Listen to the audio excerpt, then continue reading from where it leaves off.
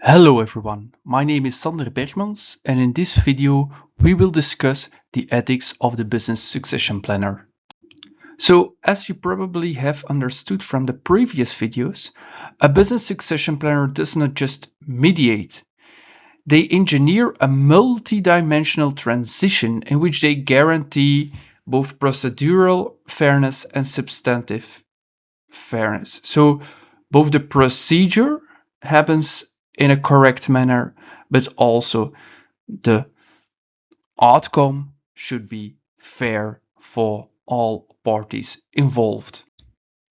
Now, while the business succession planner has to address and point out ethical issues he or she sees within the family firm, a business succession planner also has to have certain ethical standards. And I identified three very important values that are crucial for each business succession planner. A first one is integrity, a second one impartiality, and a third one confidentiality. So the first value is integrity. And integrity is obviously very, very, very important for a business succession planner. It means that you act honestly and consistently, even when you are under pressure from, for example, dominant family members or your own personal financial gain. So, integrity is a value that should be upheld at all times, but it is particularly at risk in three situations that every business succession planner will probably encounter in his or her career. First, your integrity may be challenged in cases of conflicts of interest. For example, when you have the opportunity to hire your own brother, sister, another family member, a friend, or an acquaintance as an advisor. Second, integrity can be tested when you have to communicate a difficult truth. In such situations, you may be tempted to take the easier route and tell the client what they want to hear rather than what they need to know. And third, it can be difficult to acknowledge your own professional limitations and uncertainties. In some cultures or in some environments, this may be perceived as a weakness or a fear. And yeah, it could be that you fear that doing so would result in a loss of revenue. So try to be, in this case, as honest as possible. So therefore, be especially vigilant in these situations and strive, not only in these situations, but in every situation, to be as honest and transparent as possible. Now, a second value that is very important is the one of impartiality. So this means that within a firm, you obviously have the founder's or owner's wishes. And he or she probably pays you or has hired you. But this doesn't mean that you have to give in to any of the founder's wishes. There are, other stakeholders within the firm that deserve respect and even should have a say in things. And to try to be as impartial as possible, a planner must base his or her recommendations on evidence, merit, and long-term sustainability, even if these conflict with the founder's wishes. So this is very important. And as a general rule of thumb, you could say you have to act in the best interest of the firm, not in the best interest of the founder. So third very important value is the one of confidentiality. And with confidentiality, we mean that you try to protect sensitive data. As a business succession planner, you will get or receive a lot of information about the financials, about personal evaluations, about family conflicts, and you have to treat this information in a confidential manner. This, however, does not mean that confidentiality is a synonym for secrecy, because you have to give some information to other stakeholders in what I would like to call planned or controlled transparency, right? So, for example, in the case of disclosing who is going to be the next successor, you cannot keep this an eternal secret or only disclose this like the week before the succession is going to take place. No, you have to do this in a timely manner so other stakeholders, in this case, for example, other family members or employees, are not becoming, are not unsure about what is going to happen within the future, because not disclosing this can create quite a lot of unrest within the firm. So upholding these values in your job as a business succession planner is one thing, but also being aware of your weaknesses or your blind spots as a business succession planner is also extremely important to ensure you are an ethical business succession planner. And one of these blind spots is overconfidence. So you may have a lot of experience. You may have the feeling you know way more about business or about the process of succession than the company owner or the family. So this may create a feeling or a situation of overconfidence.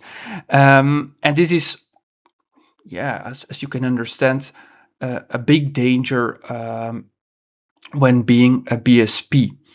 A second blind spot that may cause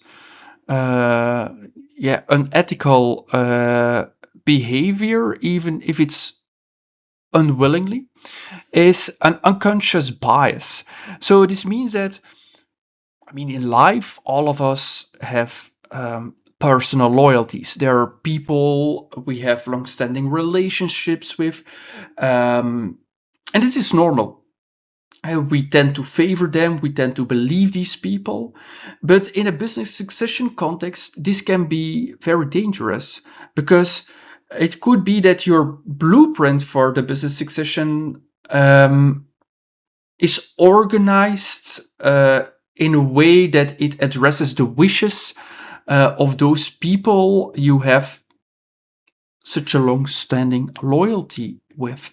So it is very important to constantly reflect about the biases you may have.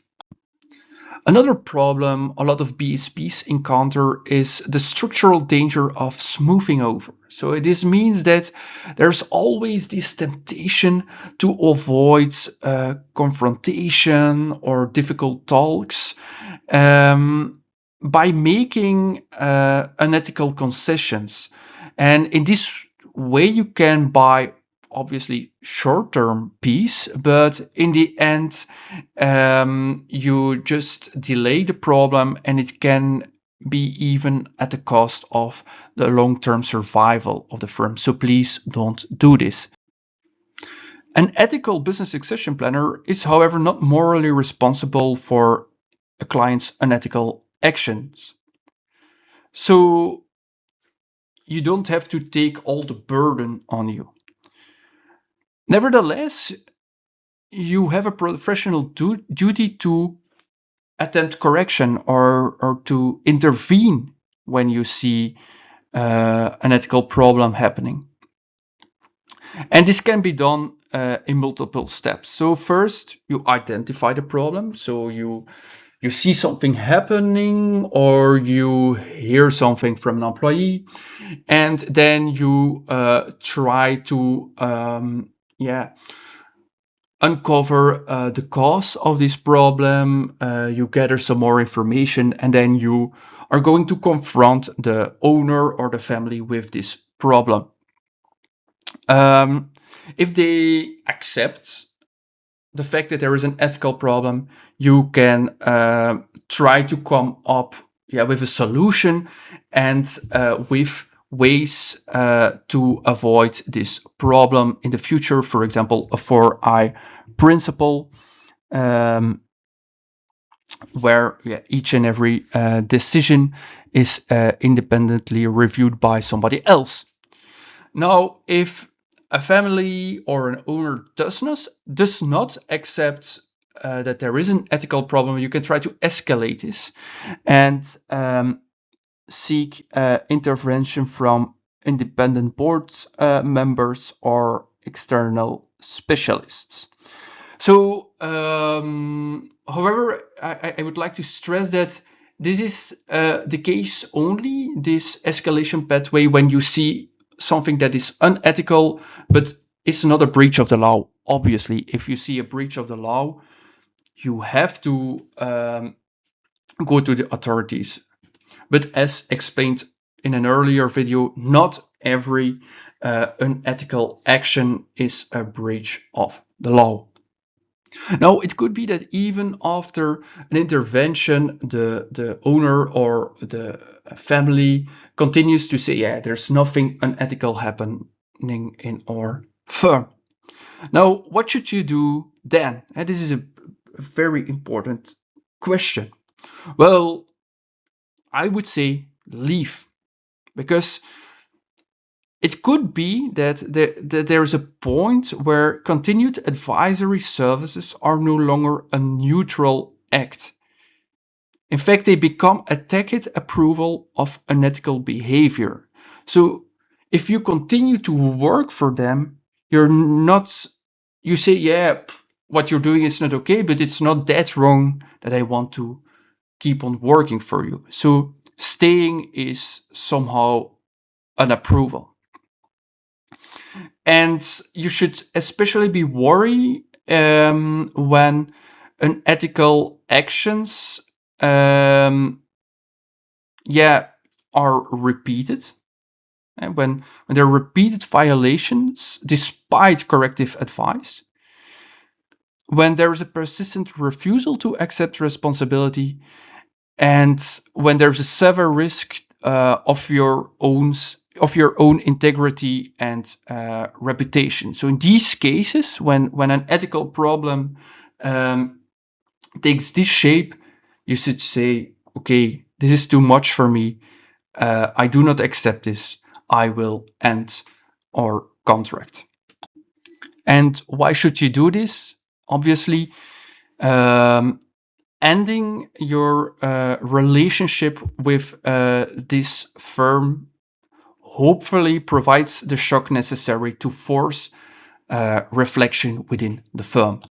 So we have arrived at the end of this presentation. I would like to thank you for your attention, and I would like to end this presentation with a last message that really stresses the importance of ethics within the business succession planning.